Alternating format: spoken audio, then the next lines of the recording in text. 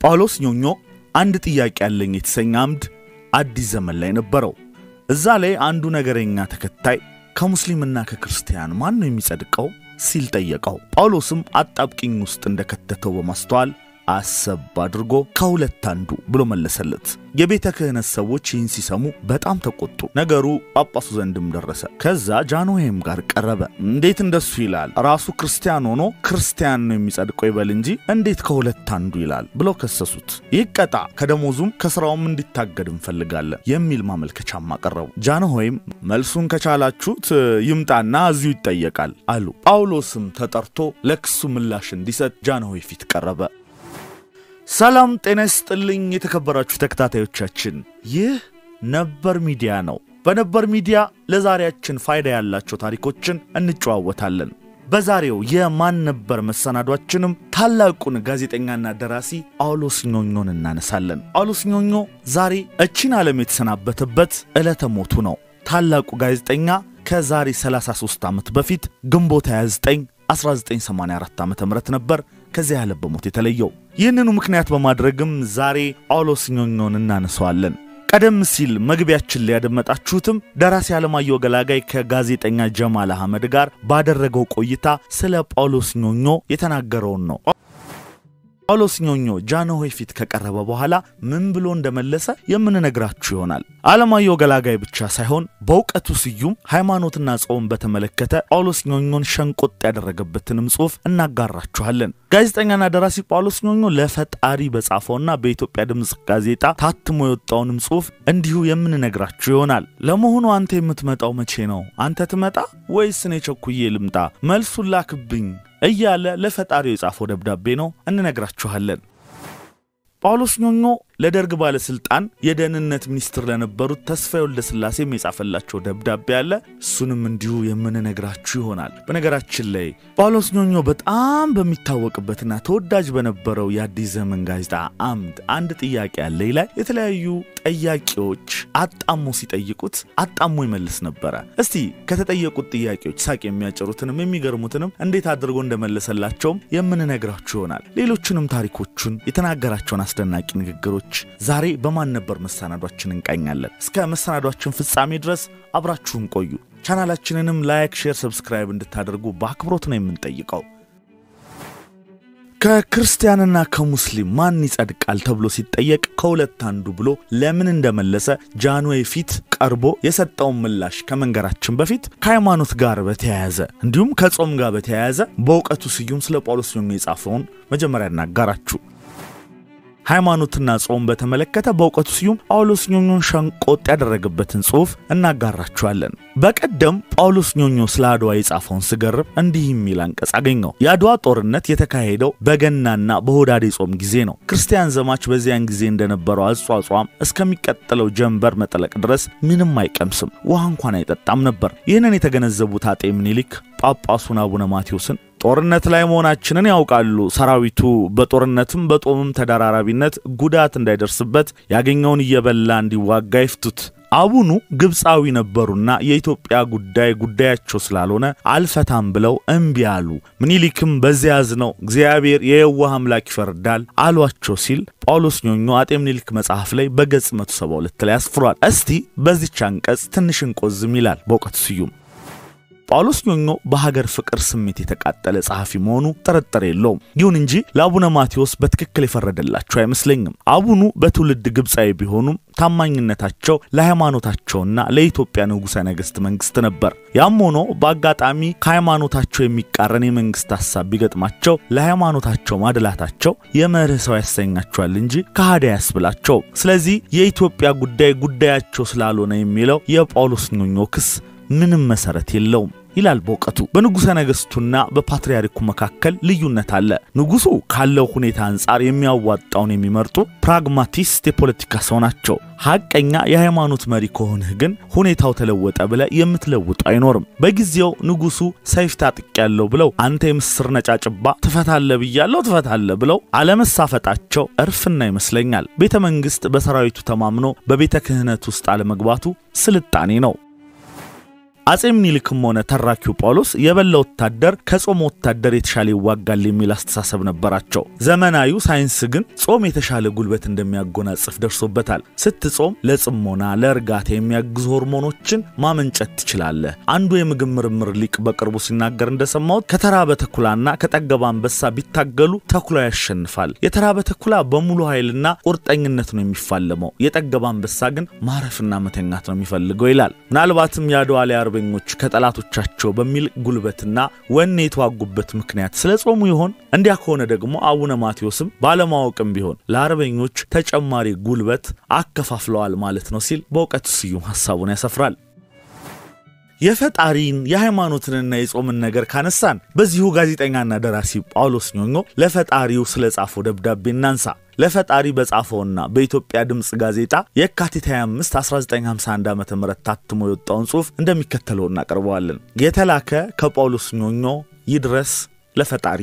እንደምን ከርመሃል እንዳልልህ የምታሳምም እንጂ የምትታመም አይደለም። ደህና ነኝ እንዳልልህ ደህንነቴን ታውቀዋለህና አልደክምም። አናደህኛል። መቼም አንተ ሁሉንም ነገር ተቆጣጣሪ ነህና በመናደዴ ተቆጥተህ እንዳታስጨረግደኝ አደራህን። አንተ መቼም የዓለምን ነገር ችላ ብለሃታል መሰለኝ። ድሮ ትናደር ነበር። በሰናኦር አንዲት ግንብ ቤት ስትሰራ ብታይ እነዚህ ሰዎች ጠገቡ እኮ ብለህ ወታደሮችህን አዘህ በአንተ አዝማችነት አፈራርስክባቸው። ዛሬ ግን ይግረምህ ብለው ጨረቃ ዳርቻ ድረስ ብረት አድበል ብለው ልከውልሃል። ነገሩን ንቄው ነው እንጂ እኔ እንኳን ይችን ደብዳቤን በዛችሁ አሎሎ ውስጥ ዶዬ ልልክልህ አስቤ ነበር። ግን በዚህ በኩል ቢደርስ ይሻላል ብዬ ተውኩት። ባትቆጣኝ አንድ የምልህ ነገር አለኝ። ከዚህ እኔ ካለውበት መንደር ያሉ ሰዎች ይኖር አይኖር እያሉ ይጠራጠሩብሃል። እንዲያውም እስከናካቴው የለህም የሚሉም አሉ። ዋ ያንተ አንድ ወቴ ሺ እንደሚገድል አላወቁ። አሁን እኛም ጧትና ማታ እንደ ድኩላ በስጋት መሸማቀቁ ሰልችቶናልና ይህን የሰላም ማማሲያ የሚሰሩትን ሰዎች ሁሉ ጥበባቸውን ድፍና አድርግባቸውና እኛም እንደልባችን ተንፈራጠን እንቀመጥ። አሁን እኮ መቼም ያለብን ስጋት እንዲህ አይምሰልህ። እንዲያውስ መቻጣውና ነግርሃለሁ። አንዱ አንድ ሲሰራ አንዱ ሌላ ይሰራል። ይኸውልህ እንዲመላቀጡ ጥፍት ባለው መንደር ውስጥ እየማለልን ላንተ መስገዱን ትተን ለመሳሪያው ሰሪ ሰዎች መሰጋገድ ጀምረናልና ብትፈልግ ገነት ኦና እንዳትቀርብ ለራስ ስትላስብበት። ይህን አሰጋጅ የሆነውን መሳሪያ የሚሰሩትን ሰዎች ጥበብ አጥፋባቸውና ላንተ ብቻ ሰጋጆች እንድንሆን ጉዳዩን አስብበት። እንዲያውስ መቻጣውና ነግርሃለሁ። ብቻ እንደምንም ብለህ እኔን ከዚያችሁ እንድትከተኝ አደራህን። ከራሴ አልፌ ለሌላ ነፍስ አለምንም። ለምን ብትለኝ ሁሉም ለየራሱ ይለምና። መቼም የማትቆጣ ገር ነህና ደግሞ አንድ ነገር ልለምንህ። ምንድነው እሱ ብትለኝ ነገሩ እንዲህ ነው። የምለምንህ ስለዚህች መንደር ኑሮዬ ሲሆን ልመናዬ ሁለት ነገር ብቻ ነው። መቼም እስክንገናኝ ድረስ ደስ ብሎ ኑር የምትለኝ ቢሆን አፍንጫ ድረስ የሚያጥለቀልቀኝ ሀብት ስጠኝ። አይሆንም የምትል ቢሆን ግን ዓለማዊ ምኞት የሚመኘው ልቤን አብርድልኝና የማይወላውል ባህታዊ አድርገኝ። ያለዚያስ በዚህ ብቅ ጥልቅ ኑሮ አጉላት ታንገላታኝ። ግን ግደለኛ ለልምና እንዳትጨክን።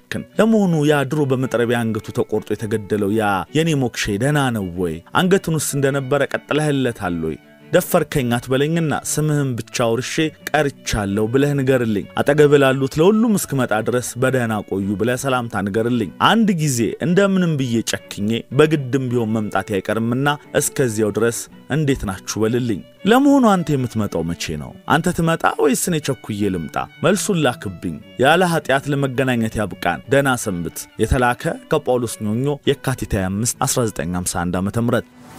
ደብዳቤን ደግሞ ካነሳን ዘንዳ ጋዜጠኛና ደራሲ ጳውሎስ ኞኞ የደርግ አባል ለነበሩት ለጓድ ተስፋዬ ወልደስላሴ ደብዳቤ ጽፎላቸው ነበር። መስከረም 13 ቀን 1979 ዓ.ም ነበር የተጻፈው። ለጓድ ተስፋዬ ወልደስላሴ የኢሰፓ ማዕከላዊ ኮሚቴ የፖለቲካ ቢሮ ተለዋጭ አባልና የሀገርና ሕዝብ ደህንነት ጥበቃ ሚኒስትር አዲስ አበባ ብሎ ይጀምራል። ደብዳቤ የህይወት ውሳኔ ጉዳይ ስለሆነ ስራ እንደሚበዛቦት ባውቅም እስከ መጨረሻው እንዲያነቡልኝ በታላቅ ትህትና ለምናለሁ። ዋናው ቁም ነገር አገሬን ኢትዮጵያንና ኢትዮጵያውያንን ጣልቼ ሳይሆን በደረሰብኝ የግል በደል ከኢትዮጵያ ምድር ለመውጣት ስለፈለኩኝ የመውጫ ፍቃድ እንዲሰጠኝ ለመለመን ነው። በእኔ እምነት እያወቁ በኢትዮጵያ ልክፉ ነገር አልሰራውም። በአገሬ አስተዳደርም ላይ እያወቁ የሰራውት መጥፎ ስራ የለም። ይሄ እንግዲህ በእኔ እምነት ነው። መጥፎ ነገር ብሰራ ኖሮ መንግስት ከራስ ጸጉሬ አንዲቱን እንኳን ሳይነካ በሰላምና በክብር አያኖረኝም ነበር። አሁን ግን ከፋኝ። የከፋኝም በሶስት ነገሮች ነው። አንደኛ ለአዲስ አበባ ከተማ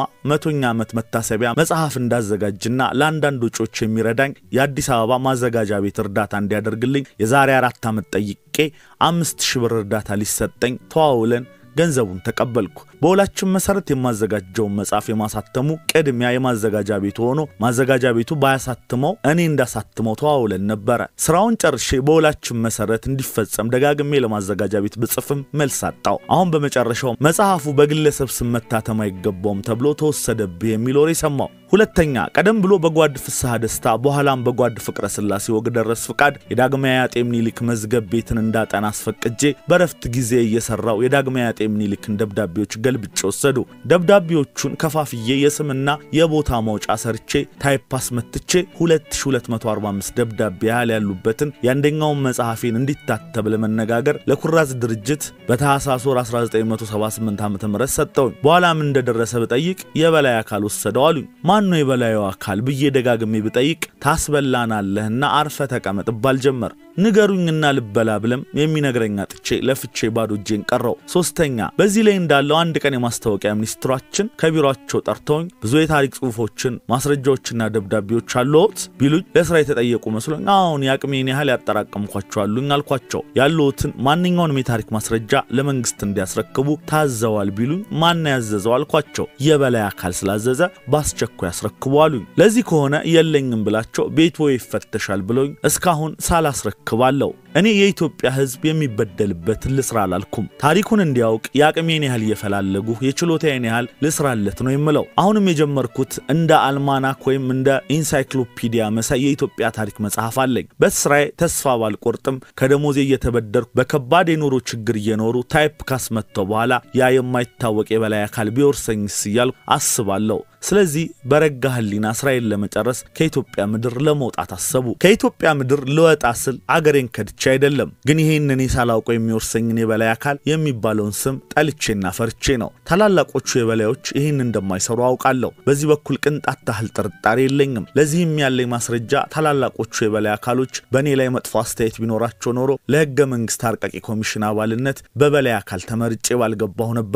እኔን ግን ግራ ያጋባኝ በበላይ አካል ስም የግል ስራዬንም ድርሰት መወረሴ ነው። አገሬን ብቻ ሳይሆን መንግስቴንም ወዳለሁ አከብራለሁ። የምወደውና የማከብረውም ባፌ ሳይሆን ከልቤ ነው። ይህም በመሆኑ ነው እንደሌላው ሳልጠፋ በህጋዊ መንገድ ከኢትዮጵያ ምድር ለመውጣት የፈለኩት። ከኢትዮጵያ ምድር ወጥቼ ወዴት እንደምሄድ አላውቅም። በሐሳቤ ያለው የአማርኛ የህትመት ፊደል ካለበት አገር ሄጄ የማውቀውን የኢትዮጵያን ታሪክ እያሳተሙ ለመኖር ነው። ደግሜ የምናገረው ያደግኩበትንና የኖርኩበትን አገሬን የምወደውንና የሚወደኝን የኢትዮጵያን ህዝብ ከድቼ አይደለም። ስራዬን ከማልወረስበት ሀገር ሰርቼ ከሞቱ ለመቀበር ወደ ሀገሬ የምመለስ ሰው ነኝ። እንኳን ከኢትዮጵያ ውጪ ከአዲስ አበባ ደብረ ዘይት የሚሄድበት ገንዘብ የለኝም። ጥረቴ መጽሐፍ በመግዛትና ይህን በመሳሰለው ስለነበረ ኑሮዬም የተመሰቃቀለ ነው። ስለዚህ ጓድነቶን የምለምነው 3 ነገሮችን ነው። የሚወዱኝን ኢትዮጵያውያንን የመሳፈሪያ ገንዘብ እንድለምንና እንዳጠራቅም እንዲፈቀድልኝ ነው። ይህን ሳላሳውቅ ልመናዬን በሚስጥር ባደርገው የመንግስቴን ስም ለማጥፋት የተነሳው ስለሚመስልብኝ እንደዚህ አይነቱን ነገር አልፈለኩም፣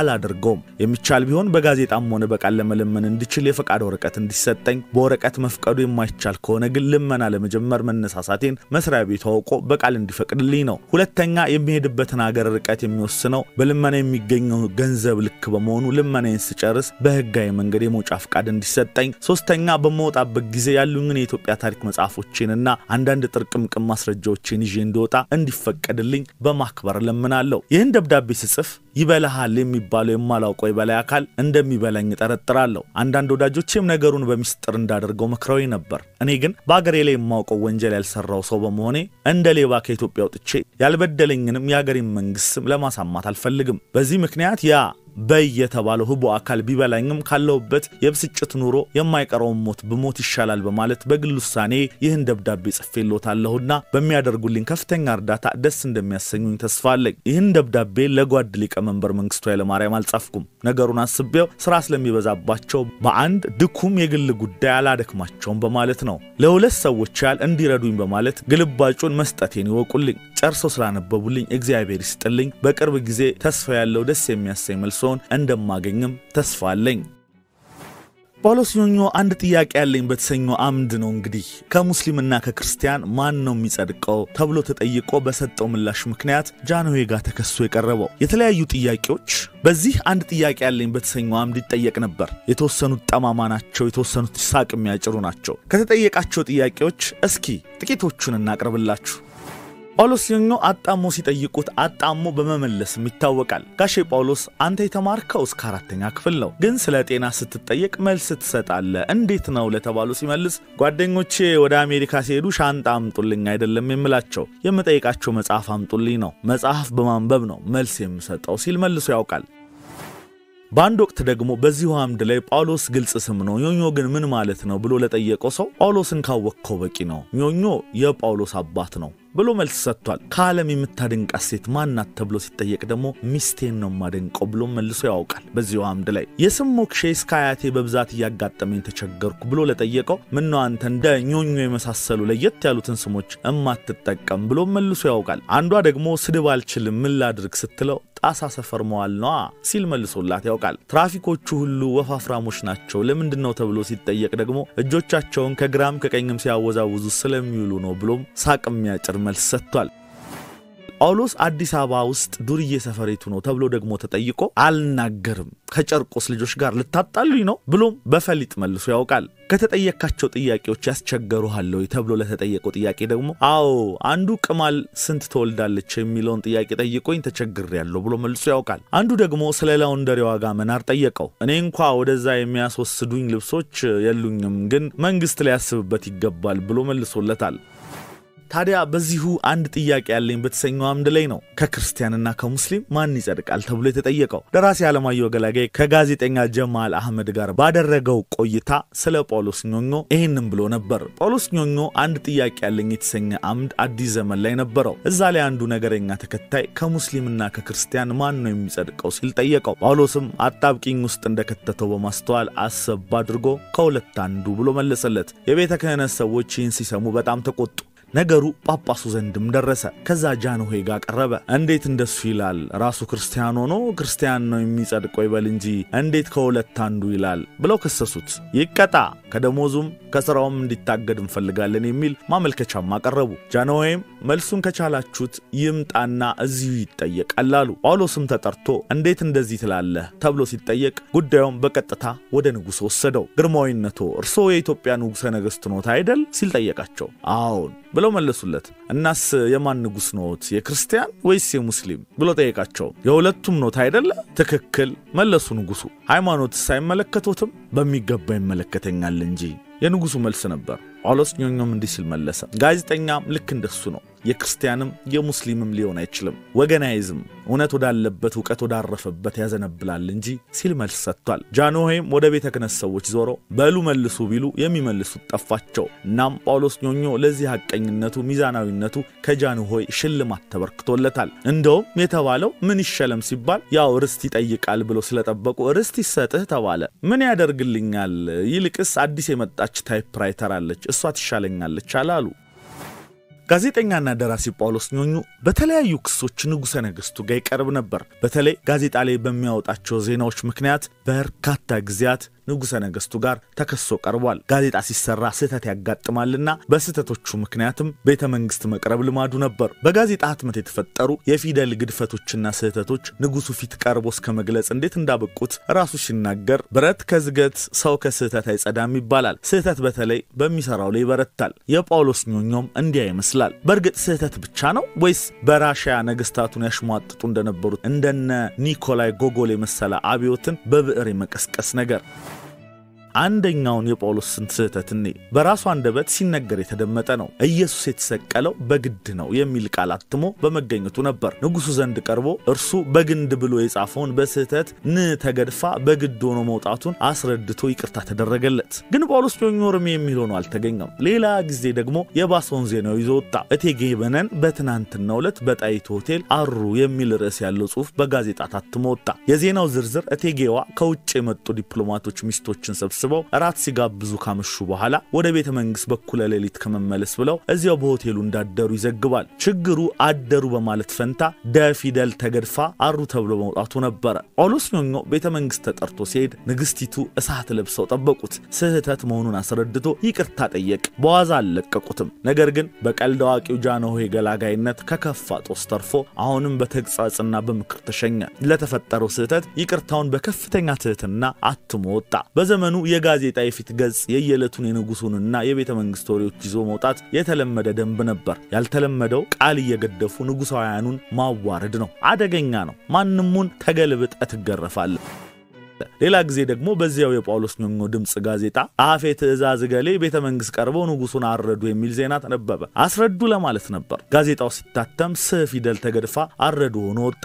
ይህ ሰው ዝም ሲባል ንጉሱን ወደ ማረድ ሐሳብ ተሸጋገረ ብለው ሳያንቀጠቅጣቸው አይቀርም። ጳውሎስ ኞኞ ተናግሮ ማሳመን ያውቅበታል። ብልህም ትሁትም ነው። ተንኮልም ግን አያጣውም። በቀላሉ አልታለፈም። ይቺን ድፍረትን ከልኩ አሳልፈሃታል። ሁለተኛ ቢለምድ የመጨረሻ መሆኑን እወቅ ተብሎ ከፍ ዝቅ ተደርጎ ተሸኘ ከቤተ መንግስት። በቀጣዩ ጋዜጣው ለፈጠረው ስህተት አንባቢዎችን ይቅርታ ጠየቀ። ሰይጣን ግን አንድ ያይዙርብህ ነው። ከዞርብህ ሳያዞርብህ አይፈታም። ከጥቂት ወራት በኋላ በጳውሎስ ጋዜጣ ሌላ ክብረ ነክ ዜና ተደገመ። ጃንሆይ ንጉሠ ነገሥት ከኢራኗ ልዕልት ጋር በጣይቱ ሆቴል ተኙ የሚል ርዕስ የተሰጠው ዜና ይዞ ወጣ።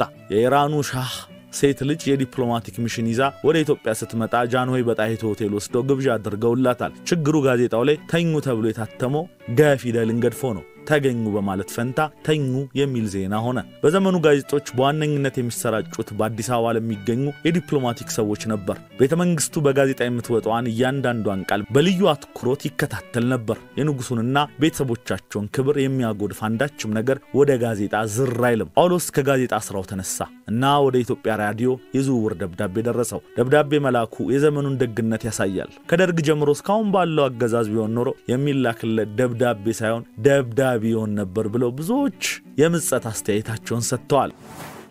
ጳውሎስ ኞኞ ስለ ጸሐፊነት ባህሪያቸው ሲጽፉ የቃላት ስህተት የሚያጋጥማቸው ብዙ ጊዜ አንድ የጻፉትን ነገር መልሰው የማንበብ ልማድ ስለሌላቸው መሆኑን እንዲህ ሲሉ ገልጸውት እናገኛለን። ይምሰል ላይምሰል የጠይብ ልጅ ከከሰል እንደሚባለው እጄ እንደ ልማድ ሆኖበት መሞጫጨርን ይወዳል። ያን ሞንጫራዬን ደግሜ ካነበብኩ ቀድጄ ይመጣል ነው። ይሰለቸኛል፣ እጠላዋለሁ። ስለዚህ አንድ ጊዜ በማርቀቅ የጻፍኳትን እንድትታተም ፈርድባታለሁ። ምናልባት አባጣ ጎባጣ ሆና አላስኬድ የሚል ገደላ ገደል ቢያጋጥማችሁ በገደምዳሜ መር ይያላችሁ ለፉት ብሎ ተናግሮ ነበር። ይህ የጻፉትን ነገር ደጋግሞ ለማየት ያለ መፈለግ ነገር የብዙ ጸሐፊያን አመል ሳይሆን አይቀርም። በዘመኑ የአዲስ ዘመንና ሄራልድ ጋዜጦች ዋና አዘጋጅ የነበረው በዓሉ ግርማም በተለያየ ጊዜ ደጋግሞ ይህንኑ ልማዱን ይገልጸዋል። ለብዙ ዓመት በጋዜጦች ሲጽፍ የኖረው ጋሽ ስብሐት ገብረ እግዚአብሔርም እንደዚያው ነው።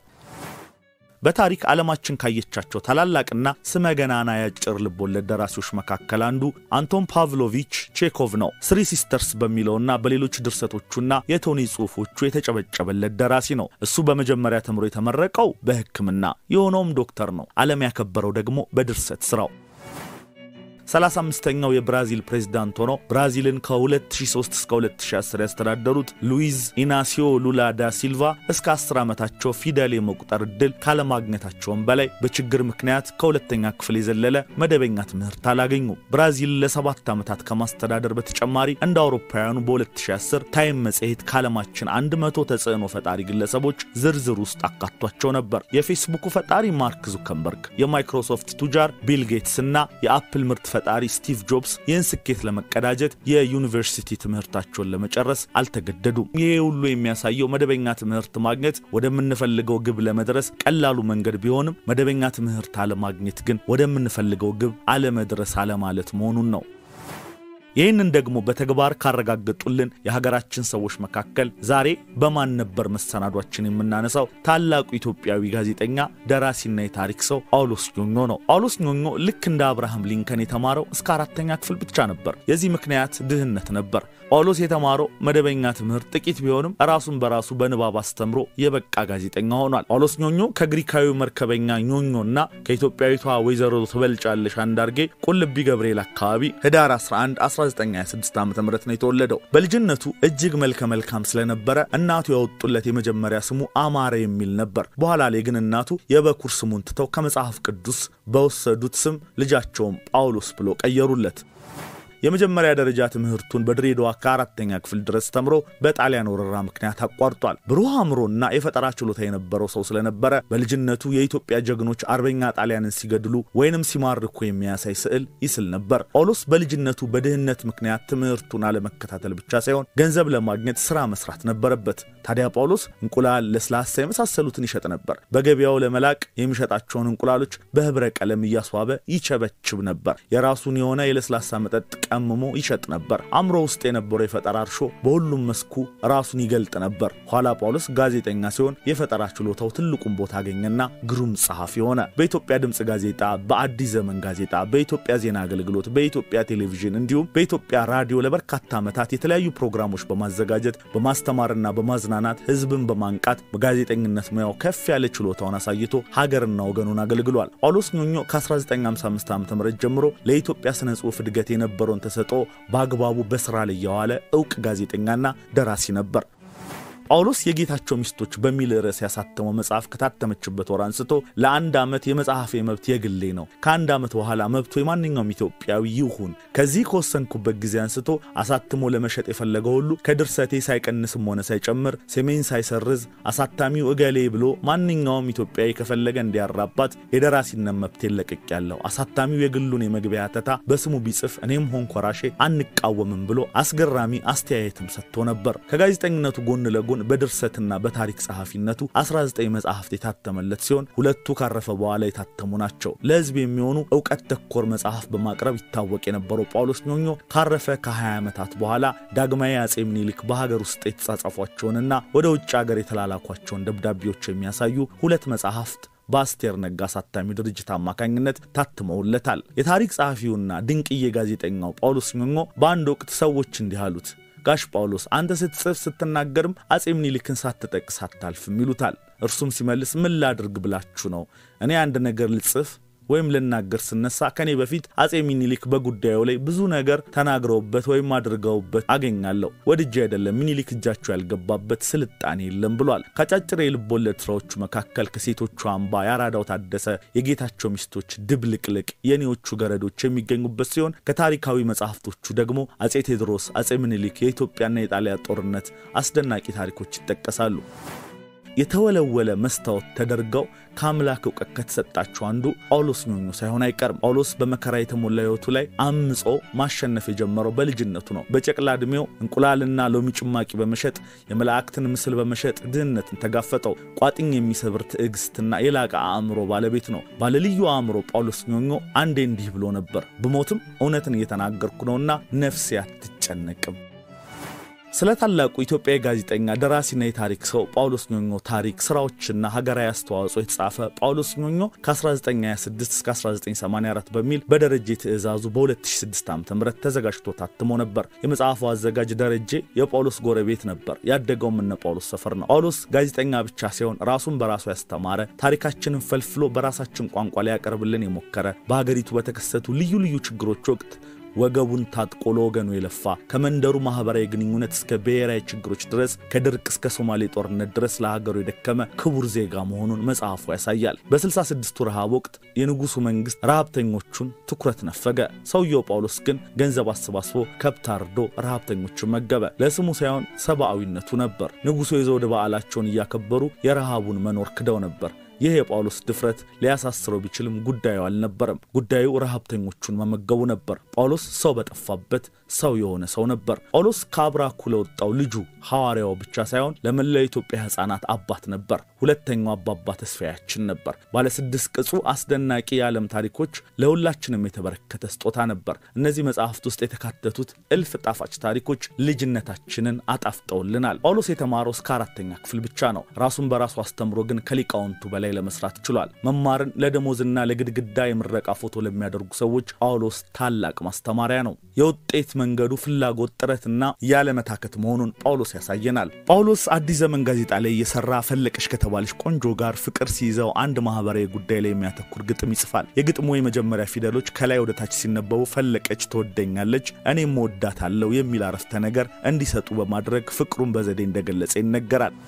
አፄ ኃይለ ሥላሴ በአንድ ወቅት ዳንስ ሀገርን አይገነባም በሚል ርዕስ የጻፈውን ጽሑፍ አንብበው ደስ ስለተሰኙ 300 ብር ሸልመውታል። ጋዜጠኛና ደራሲ ጳውሎስ ኞኞ አንበሳ እንደነበራቸውም ይነገራል። ይህ ታሪክ የተገኘው ጸደይ መጽሔት ሐምሌ ወር 1965 ዓ.ም እትም ላይ ነው። ጳውሎስ ኞኞ አንበሳ ገዝተው ከጎንደር ይዘው መጡ። ስሙንም ባልንጀር ብለው ሰየሙለት። ለምን ባልንጀር አሉት ተብለው ሲጠየቁ ከአንዳንድ የማይረባ ጓደኛ ይሻላል ብዬ ነው ብለው መልሰዋል ተብሎ መጽሔቱ ላይ ተጽፏል። አቶ ጳውሎስ እንደሚሉት አንበሳው መኝታ ቤት ገብቶ አልጋ ላይ ካልሆነ በስተቀር ሌላ ስፍራ ላይ አይተኛም። መሬት ላይ እንኳንስ ሊተኛ ይቅርና መቀመጥ እንኳን አይወድም ብለዋል። አንዳንድ ጊዜ መኝታ ቤት እንዳይገባ በሩ የተዘጋበት እንደሆነ እንደ ሰው ቆየት እያለ በእጁ በሩን በማንኳኳት እንዲከፈትለት ያደርጋል። እንዲሁም እሳቸውንና ባለቤታቸውን ወይዘሮ አዳነች ታደሰ ስራ ውለው ወደ ቤታቸው ሲመጡ የመኪናቸውን ድምጽ ሲሰማ ሮጦ ይቀበላቸዋል። ይህንን የመሳሰለ ሁኔታው ነው እንደወደው ያደረገኝ ይላሉ አቶ ጳውሎስ ኞኞ።